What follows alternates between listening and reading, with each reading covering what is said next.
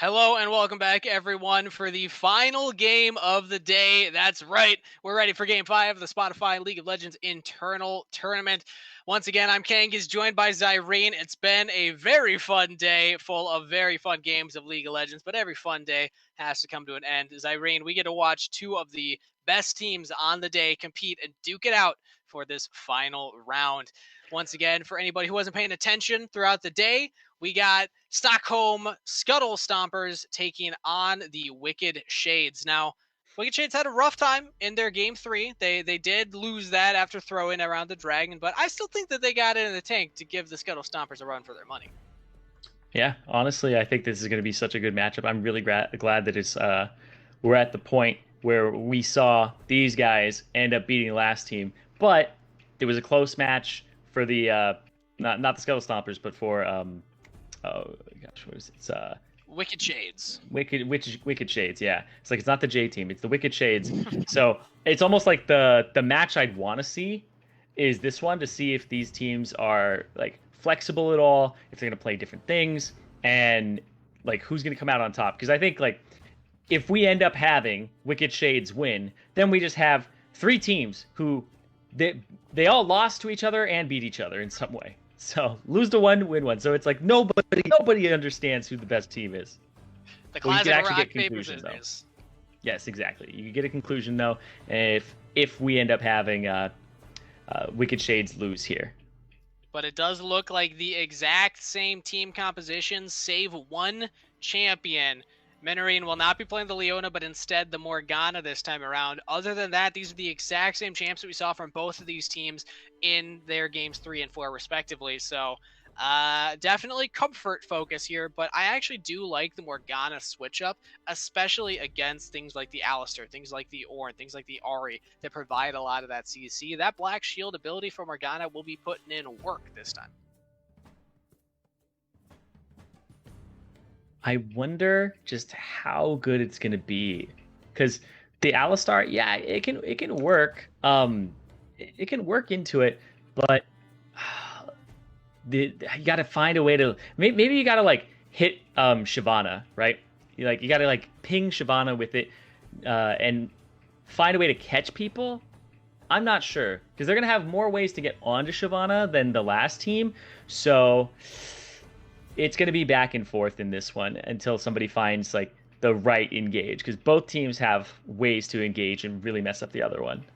And I don't think that we're going to see the same laning phase from last game either. Last time we saw the Jinx and the Alistar pretty much have a free lane against an Ezreal Sona. They couldn't outpoke the engage that the Alistar was providing, but this time around, Morgana Caitlyn has a very dangerous lane to deal with, because if one binding lands, that's followed up with a trap, followed up with a lot of damage, and if Alistar's walking forward to auto those minions and try and get some of his support item stacks, that's a great opportunity for Morgana to look for that. So I'm excited. I think that this is going to be a great matchup, a great way to end the day. Seeing a lot of comfort, but also some slight new strategies coming out from these teams. We're going to send it over to another short delay while we get ready to load into this final game of the day. We might have an undefeated team. This might be 5 wins in a row for the Scuttlestompers. Otherwise, we'll see if Wicked Shades can give them their first loss and give us that 3-way tie for first place. Either way, you're not going to want to miss it, so don't go anywhere. We'll be right back. Hello and welcome, one and all, to the final game of the Spotify League of Legends internal tournament. What a day it's been, Zirene. This is what it's all about. The highest level of competition here at Spotify. The one undefeated team against what look to be their greatest challengers, with a few mix-ups in their typical draft.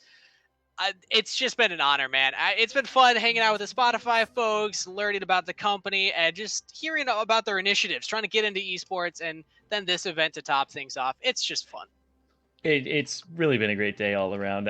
I've been loving the play. I've been loving the fact that they've been loving it, right? So, like I said, it's just one of those tournaments where everybody's going to come out of this remembering how they played, the plays they made. You know that Vel'Koz is always going to remember that one, right? With the 4-man, just lays me. I know I'm going to remember that one. And I wasn't even the one who did it.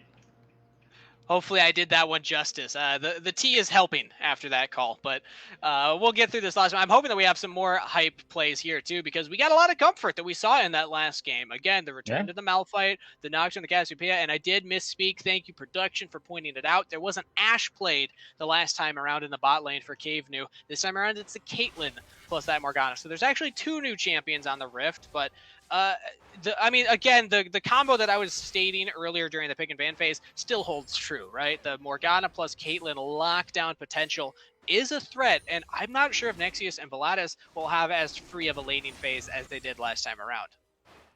Yeah, I think it's going to be a lot harder for them this time. The Kate Morgana is a notorious combo for being hard to play against. A lot of range, a lot of poke, and they're going to be trying to play aggressive early on before the Alistar has even 2 abilities. And they can also shove waves very quickly. The Morgana has an ability that drops down that giant circle on the ground, does damage to any minion inside of it, which means, plus the Caitlyn ability to hit the whole wave, they can shove that in and really help control that dragon, which was the big issue for 1131 in that last game. It was Wild Wolf controlling those dragons, getting those objectives, stacking quickly early on because his bot lane was always ahead, always shoving in. But I don't know if they'll have that luxury this time around. We'll have to keep our eyes again on that bottom half. But so far, our eyes are instead averting to the top half. ALR 42 going for a quick pathing, immediate buff to top potential gank, but not going to find it. And this could put him a little behind.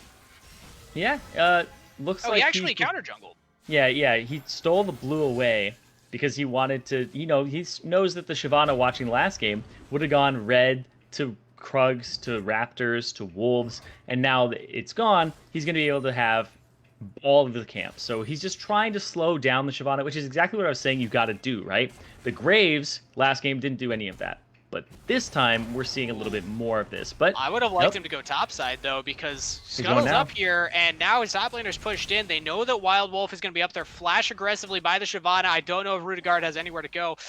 Though, that actually, this is an early game Shyvana. Doesn't actually pack that big of a punch. But now, actually, on the bottom half, they get the flash out of Morgana. Menarine does not want any of that damage.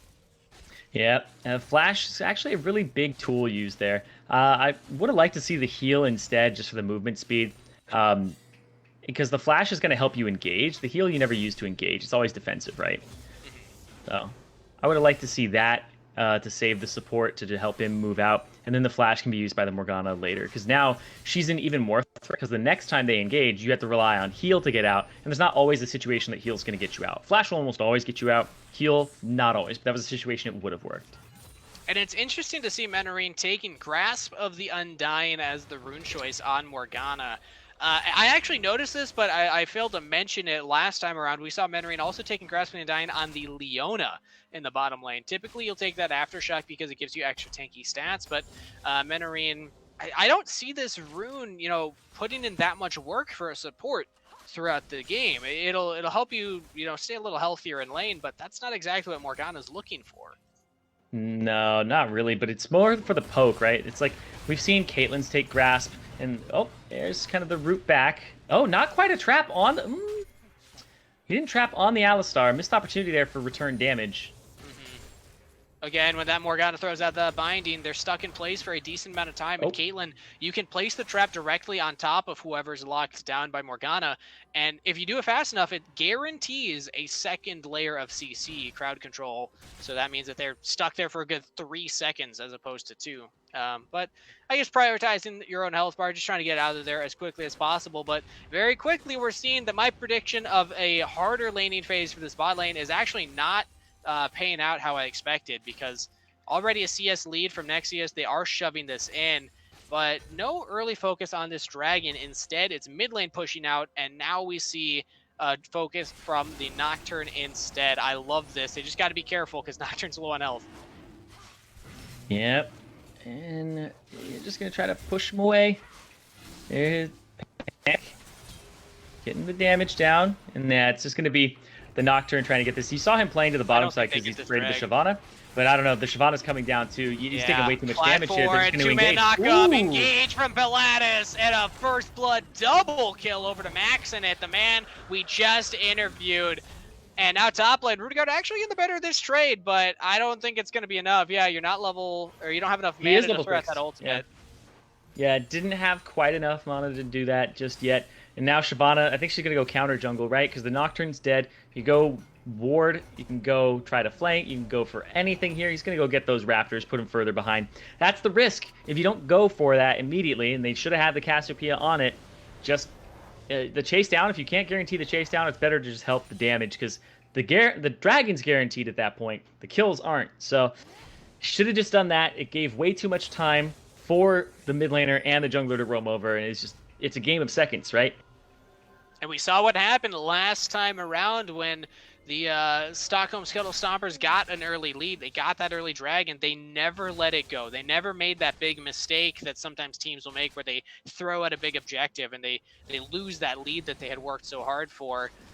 And I don't know, like they seem like they're just very calculated players. Like they haven't been showing a lot of that weakness so far. And Wicked Shades, yes, they have tools to force plays if they want to, but oftentimes we saw what they were doing last time around against 1131 was just, capitalizing on misplays of the enemy team, mispositionings.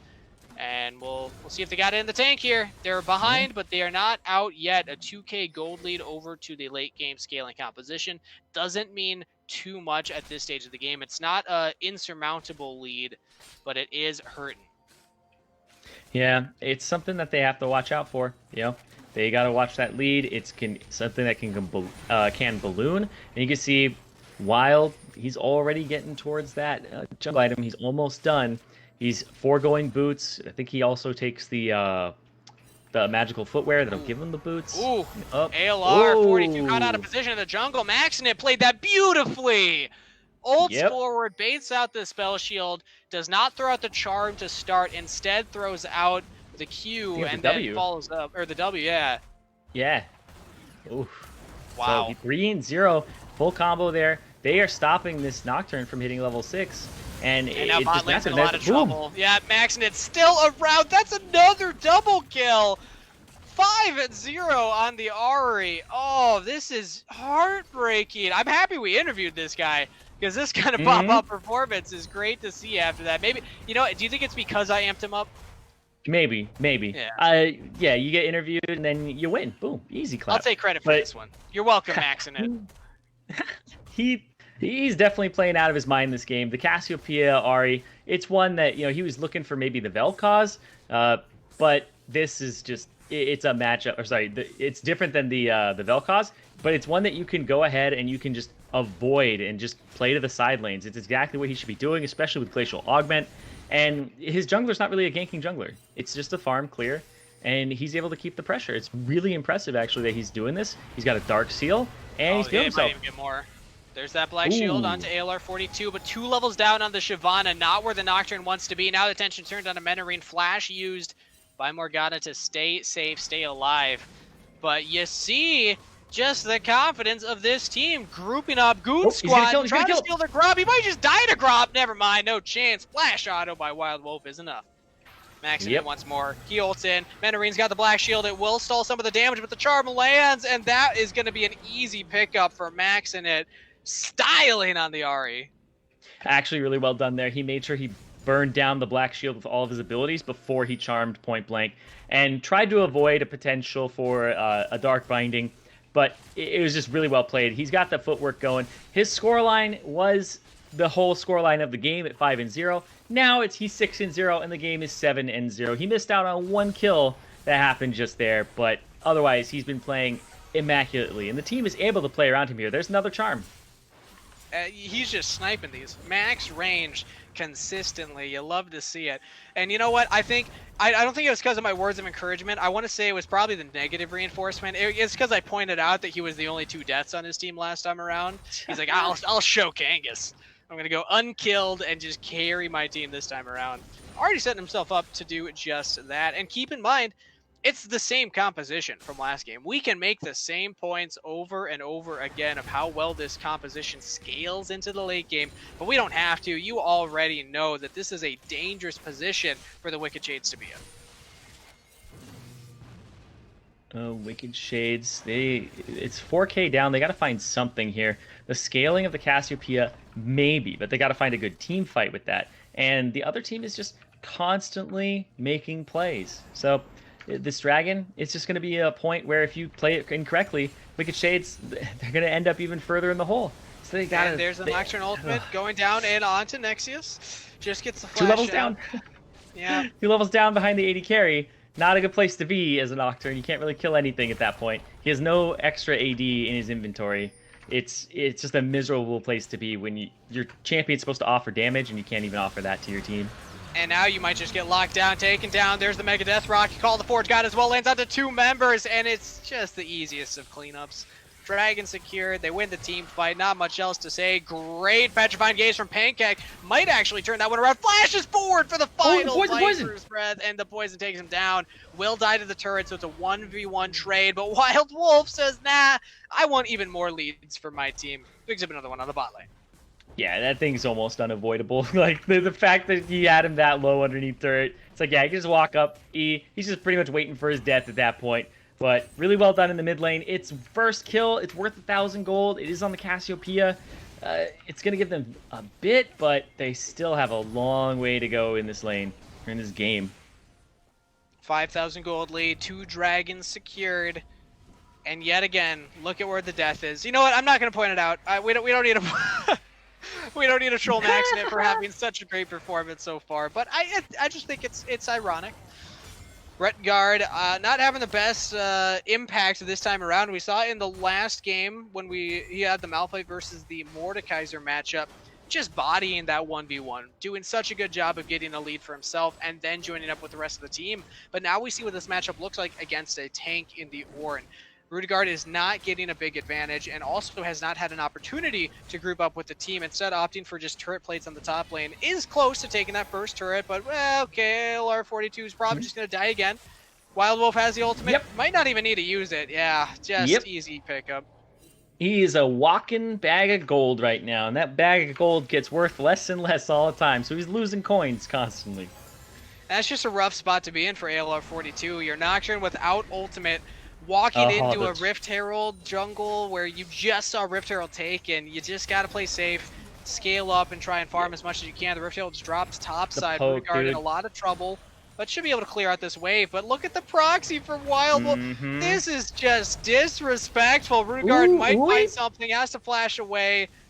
Oh, they don't actually commit to Wild Wolf, but now the Nocturne ultimate coming in. He's trying to kill him. There's the shutdown. That's a lot of gold going over to ALR42, and they should be able to pick up another one. That's a flash away by Ornn. ALR42 still continuing the chase. Just needs one Q, one skill shot. Cannot hit. Oh. He hit him, but it wasn't enough. He has HP regen. Oh, yeah, that was barely not enough. He got the catalyst, right?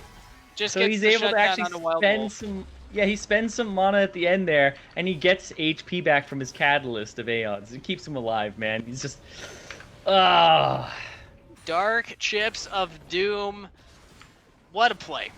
Wild Wolf does go down, so that is a shutdown over to AL42. That will mean a lot in their comeback dreams and hopes, but unfortunately Nexius took down 2 turrets during all of that attention on the top half. Kavenu and ALR42 and Minoran were on the top half of the map, which means the Nexius, as the Jinx, just got free rain on those bottom turrets, and that's now 2 turrets down to 0 on the side of the Wicked Shades. They have a chance. They're showing that they still are willing to fight and duke it out, but it is going to be an uphill battle this entire game.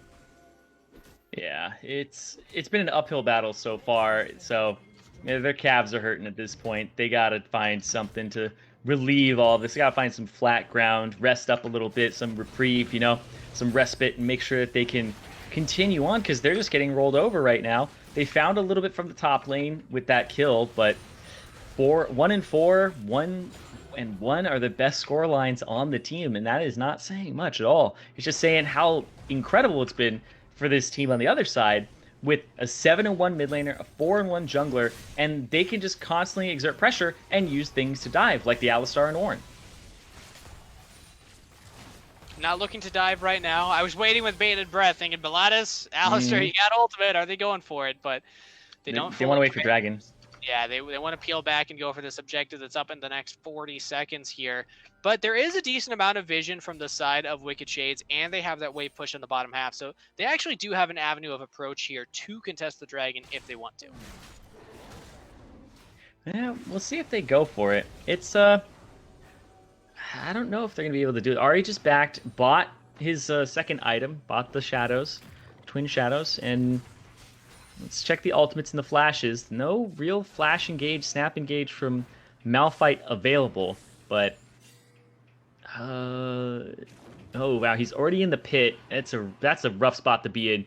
They're gonna try the same formation here as they did in the previous game, where Cassiopeia is gonna go catch the mid lane. It got pushed in. They got mid prio. Now they have to walk away. They ditched the mid lane wave. Are they gonna ditch the dragon? They ditched the dragon. This is what pressure does. This is what a mid push does.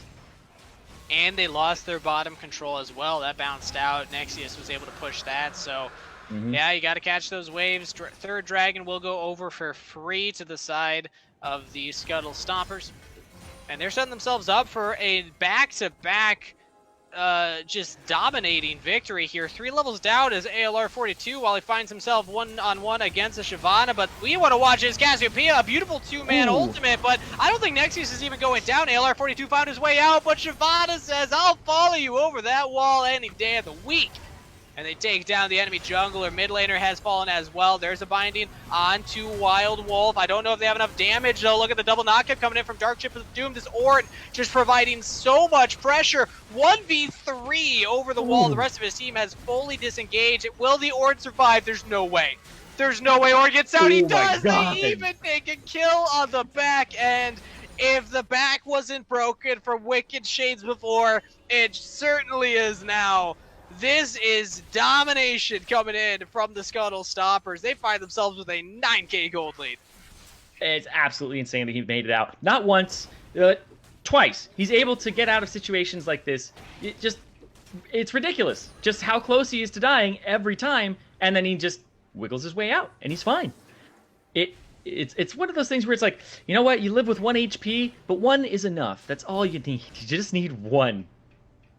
That's an Ornn, everybody. Don't know what else to tell you. He is hard to kill and is persistent as well. He does a lot more damage than you'd expect, and being that front line is exactly what they needed in that instance. Ahri throwing abilities over the wall, Jinx throwing rockets over the wall, Wild Wolf even got back over and was throwing those spells out, so they just needed somebody to soak up damage while they provided damage from range, and then clean up the rest of the fight. So Scuttlestompers playing their composition beautifully.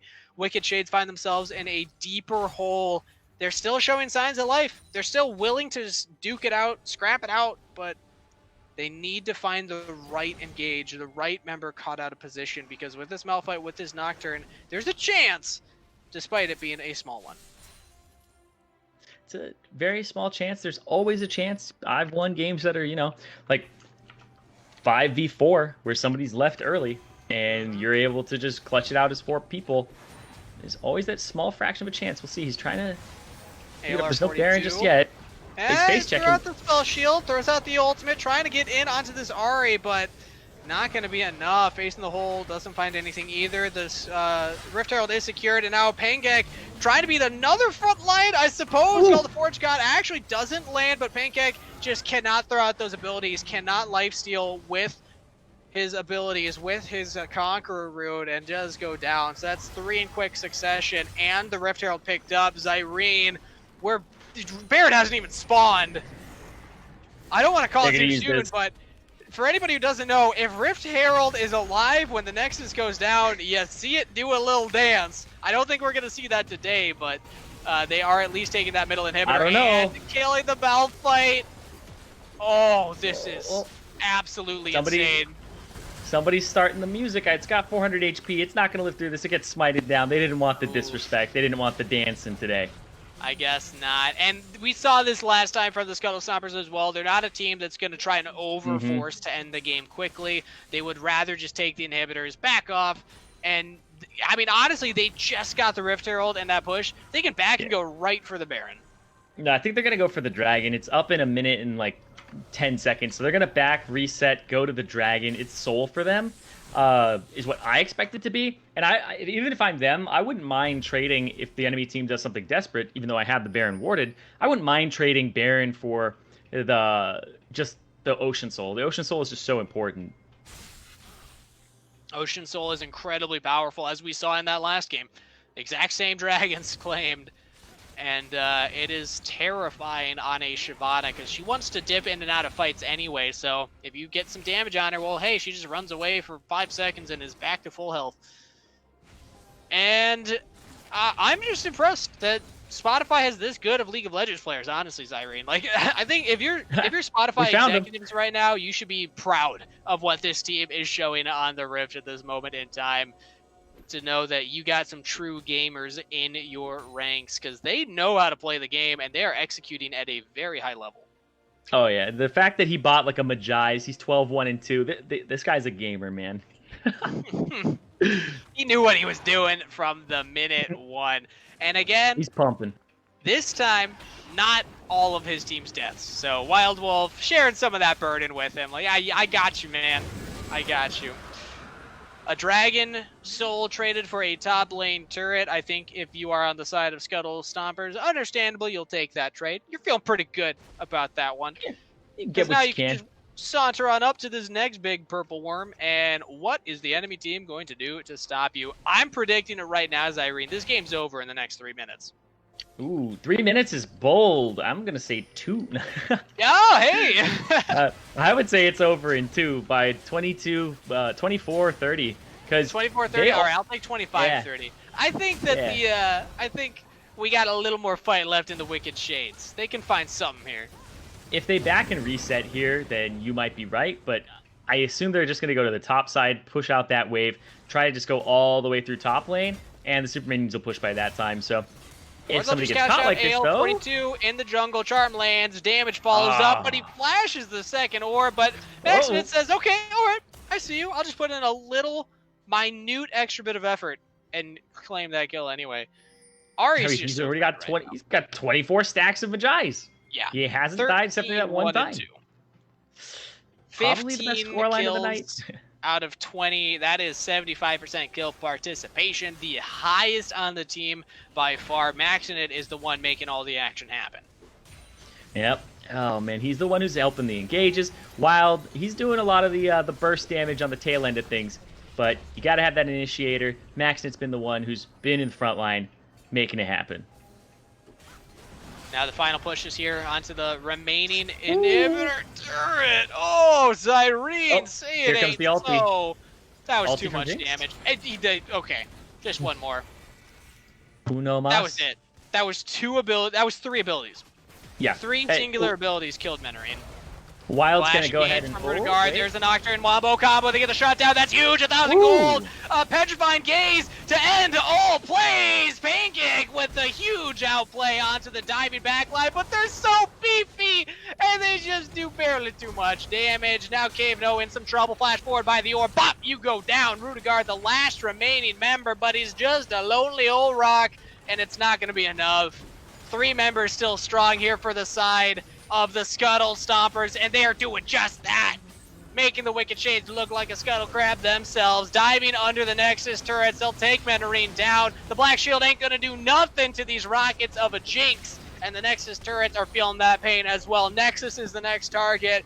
Zirene, they go undefeated through the entire day. They'll pad their stats a little bit more as ALR42 does what he can, but at the end of the day, nobody can topple the Stockholm Scuttlestompers.